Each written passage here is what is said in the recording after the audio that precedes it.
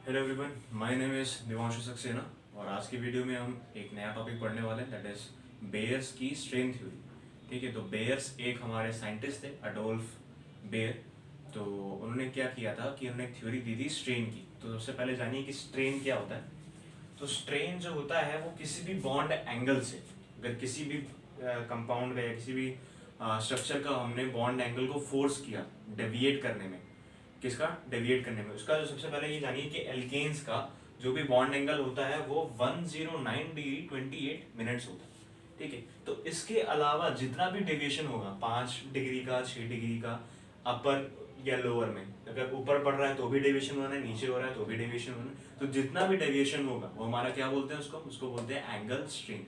ठीक है, तो बेसिकली किसी भी एल्केन्स का, ध्यान से सुनिएगा, एल्केन्स का जो भी बॉन्ड एंगल होता है वो 109 डिग्री 28 मिनट्स होता है। ठीक है, तो इसके अलावा अगर किसी भी साइक्लिक कंपाउंड का, तो बेसिकली उन्होंने एडोल्फ बेयर ने क्या किया था, साइक्लिक कंपाउंड की स्टडी करी थी। तो साइक्लिक कंपाउंड उन्होंने देखा कि वहाँ पे साइक्लिक कंपाउंड्स का, जैसे कि साइक्लोप्रोपेन हो गया, साइक्लोब्यूटेन हो गया, तो जितने भी साइक्लिक कंपाउंड्स थे उनकी थ्योरी जब पढ़ी थी, तो जब स्टडी करी थी तो उनका बॉन्ड एंगल में बहुत ज़्यादा डिफरेंस आ रहा था। तो जो भी डिफरेंस आ रहा था, जो भी डेविएशन हो रहा था, उनको हम बोलते हैं क्या, एंगल स्ट्रेन।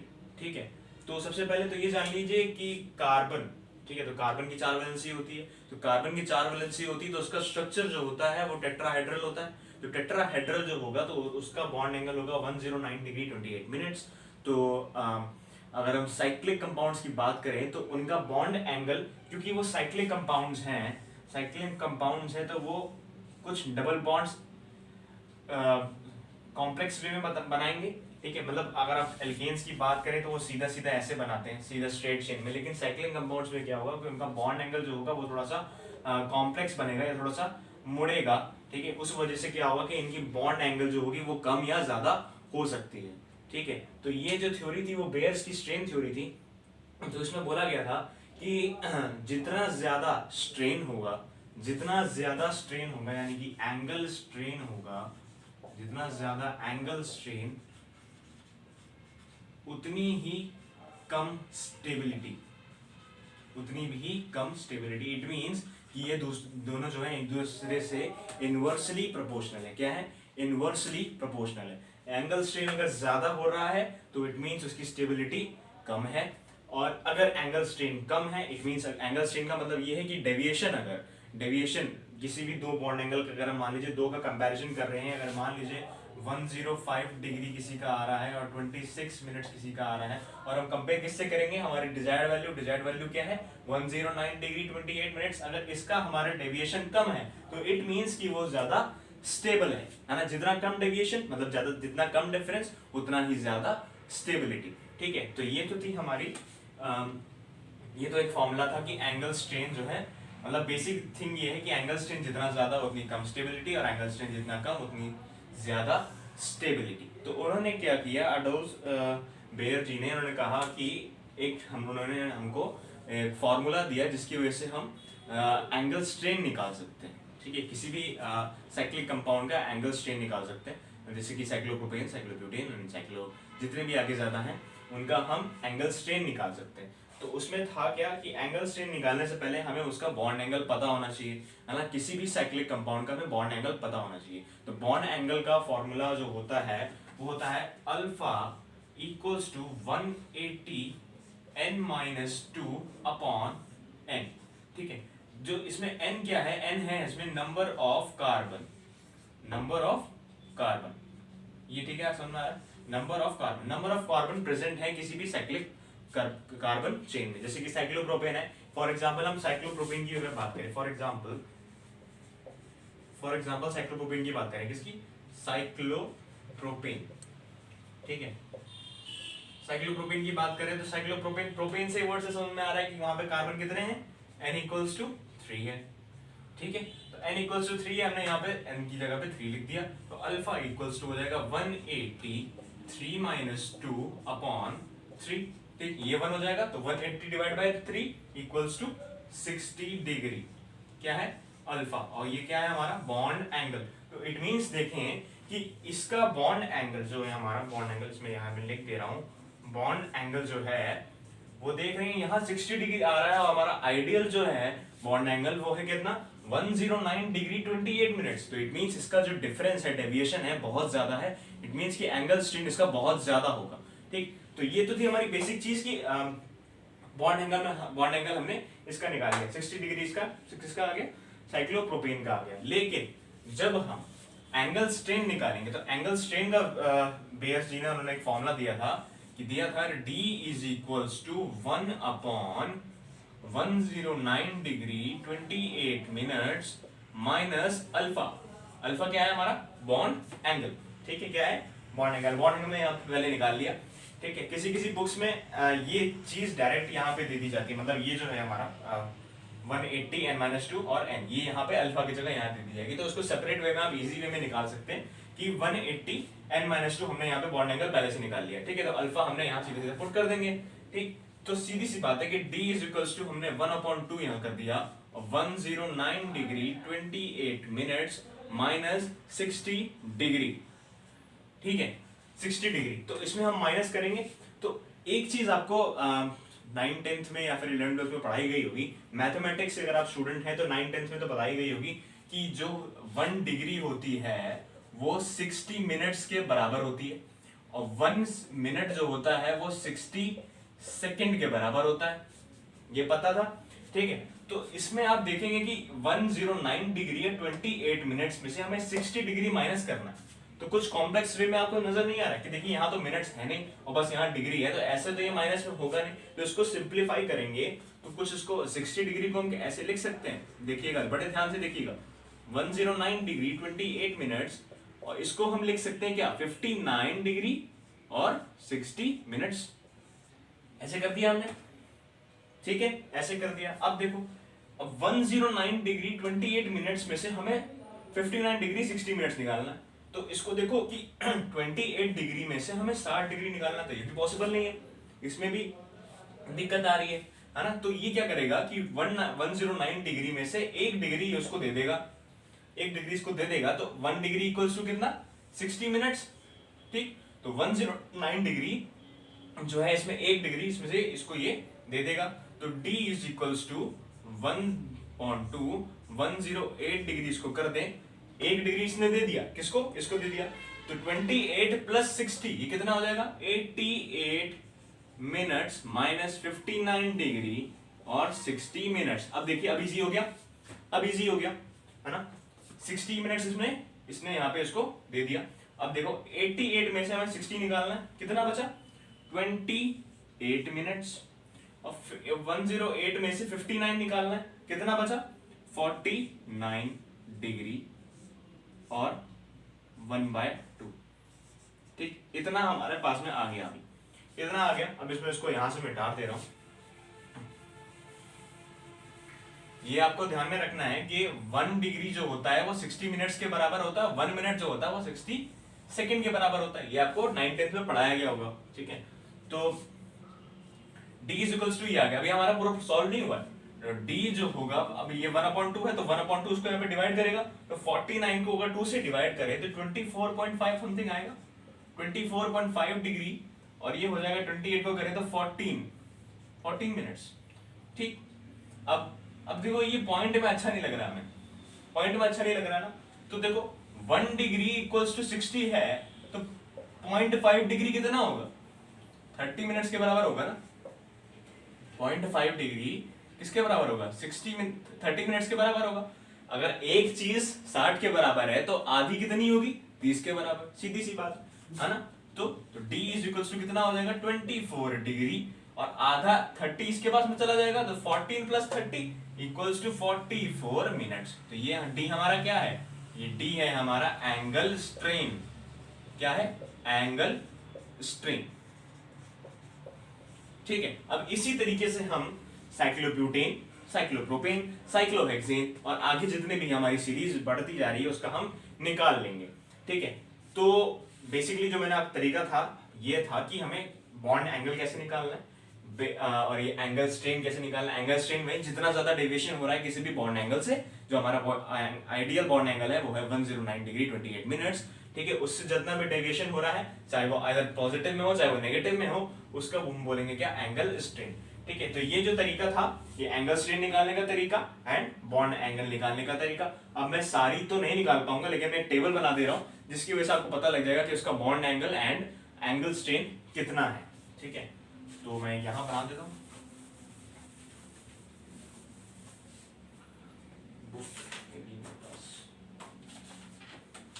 तो हमने साइक्लोप्रोपेन का तो निकाल लिया। साइक्लोप्रोपेन का जो बॉन्ड एंगल है वो बॉन्ड एंगल कितना आया था, 60 डिग्री आया था, 60 डिग्री। और एंगल स्ट्रेन कितना आया, 24 डिग्री 44 मिनट्स। ठीक है, ये हमारा क्या है, बॉन्ड एंगल, और ये हमारा क्या, एंगल स्ट्रेन। एक बात जरूर ध्यान रखिएगा कि जितना ज्यादा एंगल स्ट्रेन है उतनी कम ही स्टेबिलिटी होगी। ठीक है, ये तो हमारी थी साइक्लोप्रोपेन की बात। अगर साइक्लोब्यूटेन की बात करें, साइक्लोब्यूटेन की, तो ये इसका एंगल आ रहा है 90 डिग्री और ये आ रहा है 9.44 डिग्री।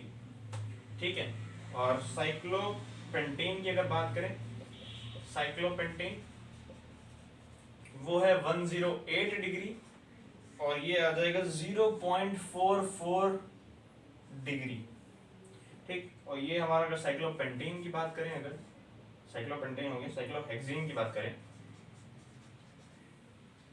साइक्लोहेक्सेन, तो उसका आ रहा है 120 डिग्री बॉन्ड एंगल और -5.16 डिग्री आ रहा है एंगल स्ट्रेन। और अगर हेप्टेन की बात करें, साइक्लोहेप्टेन की बात करें तो 128 डिग्री 128.34 डिग्री और इधर ये आ रहा है -9.33 डिग्री एंगल स्ट्रेन। ठीक है, तो सबसे पहले मैंने क्या लिखा था, मैंने सबसे पहले लिखा था कि जितना ज्यादा एंगल स्ट्रेन उतनी कम स्टेबिलिटी, है ना। तो जितना ज्यादा एंगल स्ट्रेन उतनी कम स्टेबिलिटी। तो ध्यान से देखिए हमारी आइडियल वैल्यू क्या है, आइडियल वैल्यू ये है 109 डिग्री 28 मिनट्स।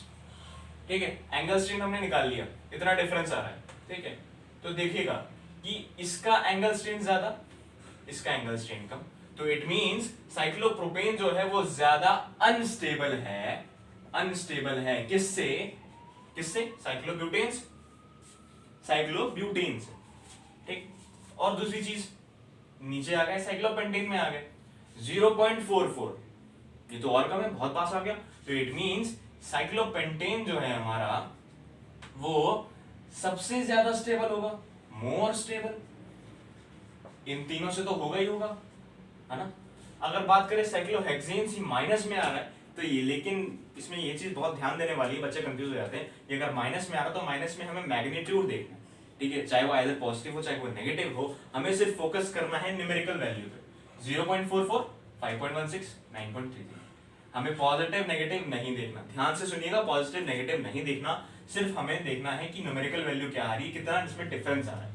ठीक है, जितना ज्यादा पास उतना ज्यादा स्टेबल मॉलिक्यूल। तो इट मींस कि बेयर्स की थ्योरी के अकॉर्डिंग बताया गया कि साइक्लोपेंटेन सबसे ज्यादा स्टेबल है, सबसे ज्यादा स्टेबल है।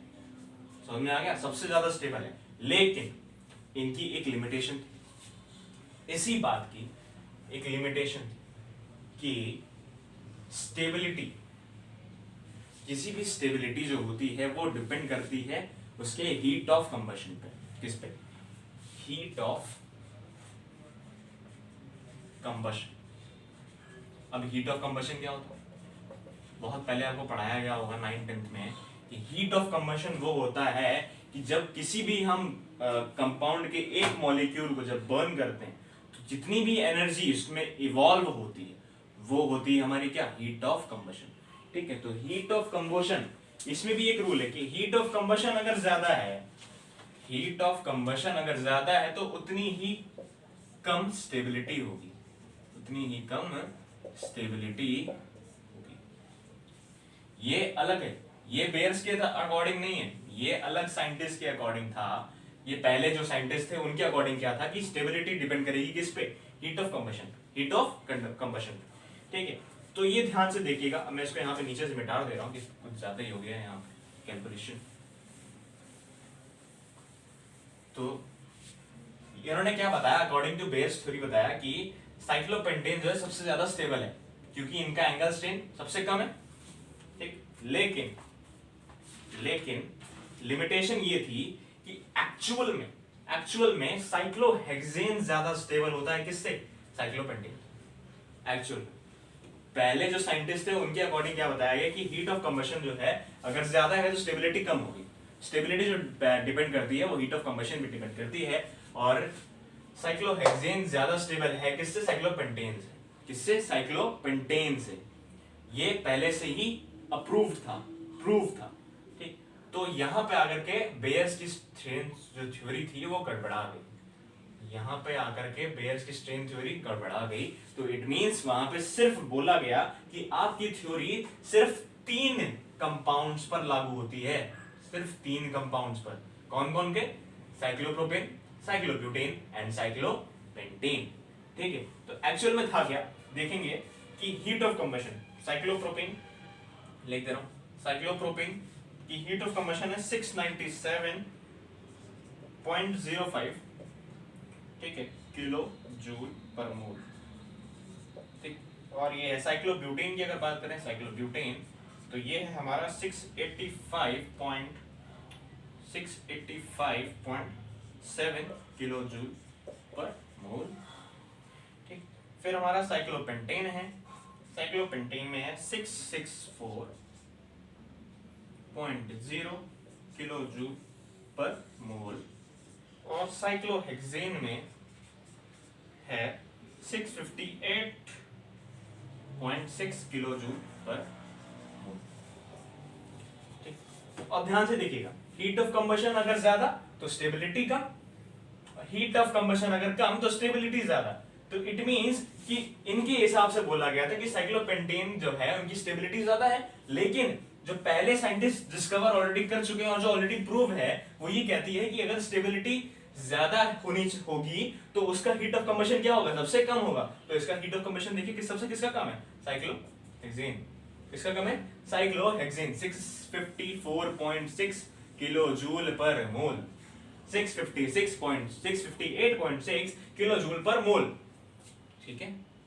तो ये क्या था हमारा हीट ऑफ कंबशन। तो इस हिसाब से बताया गया कि आपकी लिमिटेशन है, यहां पे आपकी थ्योरी फेल हो जाती है या फिर आपकी सक्सेसफुल नहीं होती है थ्योरी। तो इट मींस कि आपकी थ्योरी सिर्फ इन 3 कंपाउंड पर ही फॉलो करती है, इन 3 कंपाउंड पर ही फॉलो करती है। और एक चीज सबसे खास बात ये थी कि साइक्लोप्रोपेन और साइक्लोब्यूटेन जो होते हैं वो एडिशन रिएक्शन देते हैं, ठीक है, एडिशन रिएक्शन देते हैं in the presence of dark, ठीक है, मतलब डार्क होगा तो बंद कमरा होगा, डार्क होगा तो वहां पे वो लोग एडिशन रिएक्शन देते हैं, और सब्स्टिट्यूशन रिएक्शन देते हैं तो वो लाइट में देते हैं। लेकिन साइक्लोपेंटेन क्यों नहीं देता, साइक्लोपेंटेन क्यों नहीं देता, क्योंकि आपने एक थ्योरी पढ़ी है कि जितना ज्यादा स्टेबल मॉलिक्यूल, मतलब जितना ज्यादा स्टेबल कंपाउंड उतनी कम उसकी लेस रिएक्टिविटी, उतने ही कम लेस रिएक्टिविटी। तो ये बहुत खास बात थी कि बेयर्स की थ्योरी ने बताया कि 0.44 सबसे ज्यादा स्टेबल, मतलब इनकी थ्योरी के हिसाब से बताया गया कि साइक्लोपेंटेन सबसे ज्यादा स्टेबल है।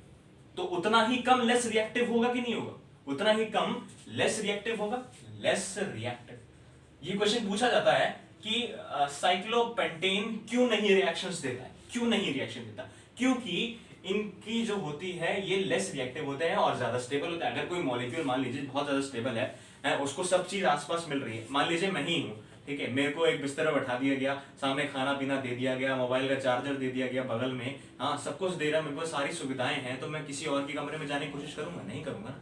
तो वही बात है इसमें कि मेरे को स्टेबल है और तो मैं लेस रिएक्टिव, तो दोनों एक ही चीज हो गई ना, ज्यादा स्टेबल और लेस रिएक्टिव। तो इट मींस कि साइक्लोपेंटेन जो है वो ज्यादा रिएक्शंस नहीं देता, ठीक। तो ये एक चीज हो गई, और दूसरी चीज ये थी कि हीट ऑफ कंबशन अगर ज्यादा है तो स्टेबिलिटी कम। तो इनके थ्योरी जो पहले साइंटिस्ट थे उन्होंने क्या दिया था कि साइक्लोहेक्सेन जो होगा उसकी हीट ऑफ कंबशन सबसे कम है, तो इट मींस कि उनकी स्टेबिलिटी सबसे ज्यादा होगी, मोस्ट स्टेबल, इसका साइक्लोहेक्सेन का। यहां पे आके इनकी थ्योरी गड़बड़ा गई थी। तो ये थी हमारी पूरी बेयर्स की स्ट्रेन थ्योरी। मतलब ये तो सिर्फ मैंने एक्सप्लेनेशन पार्ट दिया है, जो आपके कॉलेजेस में जो लिखवाया गया है थ्योरी वो लिखिएगा एग्जाम टाइम में, बस मैं एक्सप्लेनेशन के लिए मैंने ये सब जो है कारनामा किया है यहाँ पे। तो होप कि आपको ये अच्छे समझ में आया होगा, and hope you like the video, hope you understand well. So thank you for the video. अगर कोई डाउट है तो कमेंट सेक्शन में आप पूछ सकते हैं, and thank you. you so much and please do share and subscribe the channel. Thank you.